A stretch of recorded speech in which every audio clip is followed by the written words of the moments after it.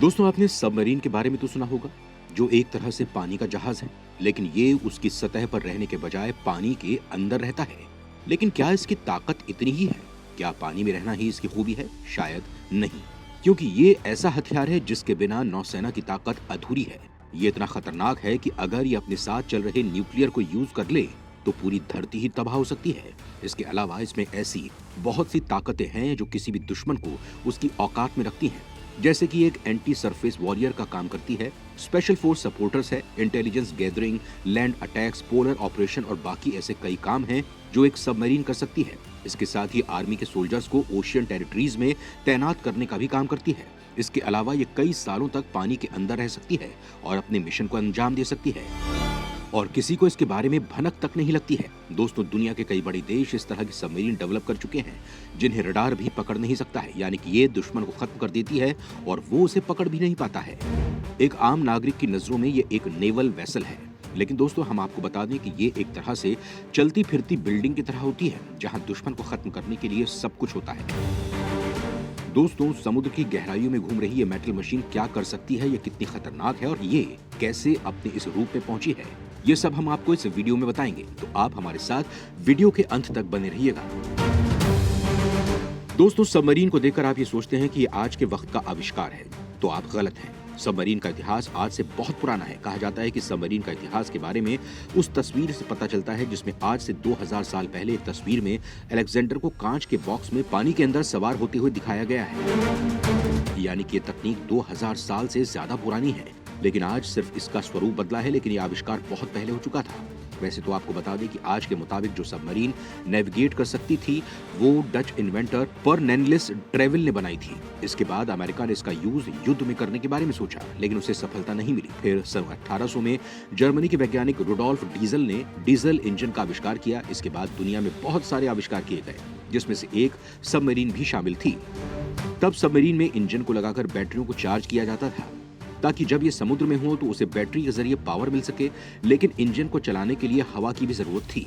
ऐसे में बैटरी के जरिए सबमरीन पानी के अंदर नहीं चल सकती थी। शुरुआत में जर्मनी में बनाई गई सबमरीन इस कमी की वजह से पानी के अंदर ज्यादा देर तक नहीं रह सकती थी।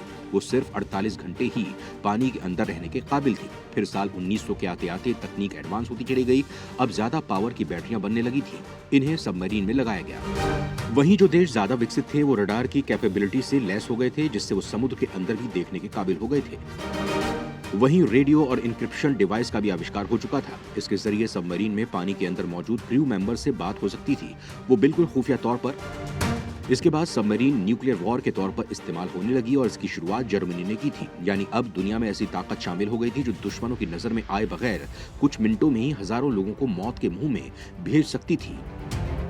लेकिन इसके बावजूद अभी भी कुछ कमियां थी, वो भी इसका समुद्र के अंदर लिमिटेड टाइम में रहना। उसके बाद अगर उन्हें समुद्र के अंदर रहना है तो इसके लिए उन्हें पानी के ऊपर आकर अपनी बैटरी चार्ज करनी पड़ती थी। उसके बाद द्वितीय विश्व युद्ध हुआ और इसमें जर्मनी की हार हो गई।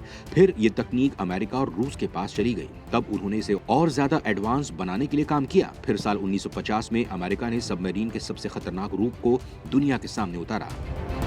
उसने सबमरीन का रूप बदलते हुए इसमें न्यूक्लियर पावर प्लांट को फिट कर दिया।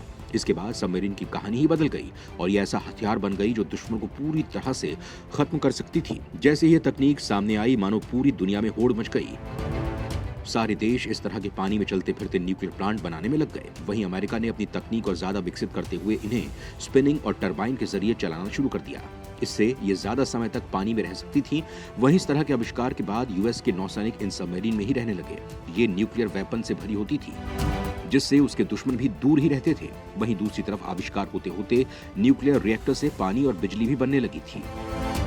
इसके साथ ही समुद्र के पानी को साफ करके उसे पीने के लायक बनाया जाने लगा। यानी कि सबमरीन में रहने वाले सैनिकों के पास पीने का पानी, ऑक्सीजन, बिजली सब कुछ था। ये सारे काम वो समुद्र में रहकर ही करने लगे। इससे साफ हो जाता है कि यह कितनी खतरनाक होती गई। वहीं धीरे धीरे दूसरे देश जैसे जर्मनी, रूस भी इस पर आविष्कार करते गए और उसे इतना खतरनाक बना दिया गया कि ये अब चलता फिरता युद्ध का ऐसा जरिया बन गया जहां दुश्मन को खत्म करने के लिए किसी चीज की कमी नहीं थी। आज के टाइम में इनके जरिए कई रॉकेट्स एक साथ दागे जा सकते हैं। इन रॉकेट को स्पेस तक पहुंचाया जा सकता है जो न्यूक्लियर वेपन से लैस होते हैं। ये अपने टारगेट को पूरी तरह से खत्म करने की क्षमता रखते हैं।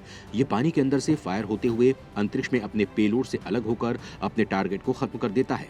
दोस्तों, जमीन से न्यूक्लियर वेपन को लॉन्च करने में यही अंतर है कि इसे आसानी से देखा जा सकता है, लेकिन सबमरीन से आने वाले रॉकेट के बारे में पता ही नहीं चल पाता था, क्योंकि ये सब जानते हैं कि सबमरीन इस तरह के रॉकेट वेपन से लैस होती है, लेकिन ये कहां तैनात है इसके बारे में पता लगाना थोड़ा मुश्किल होता था, और हमला कहां से होगा ये भी पता नहीं चल पाता था, जिससे दुश्मन संभल नहीं पाता है।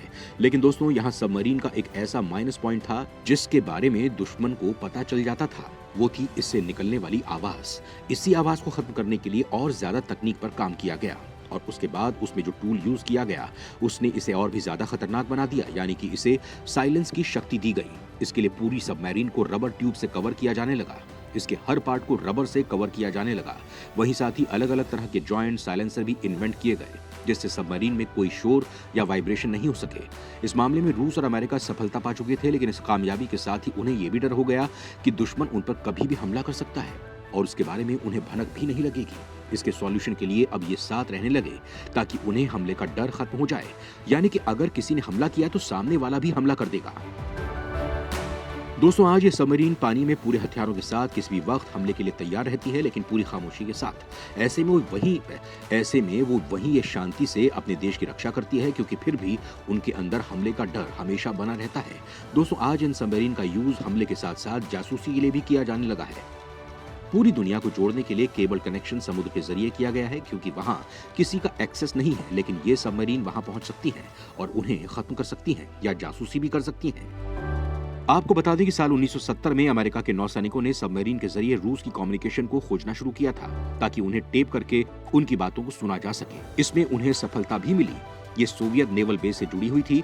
यूएस ने इन्हें टेप करके और उनकी बातों को सुनना शुरू कर दिया। वहीं अमेरिका ने चालाकी दिखाते हुए इस रिकॉर्डर को इतना लूज फिट किया था कि अगर इन केबल्स को खींचा जाए तो ये नीचे गिर सकते थे। अब यूएस के नौसैनिकों को वहां हर महीने जाकर इन रिकॉर्डिंग डिवाइस को लाते और उन्हें दूसरे टेप से कनेक्ट करके रूस की बातें सुनते। यूएस को लगा कि वो कभी भी पकड़ा नहीं जाएगा, लेकिन रूस के नौसैनिक ऑफिसर ने इसका पर्दाफाश कर दिया।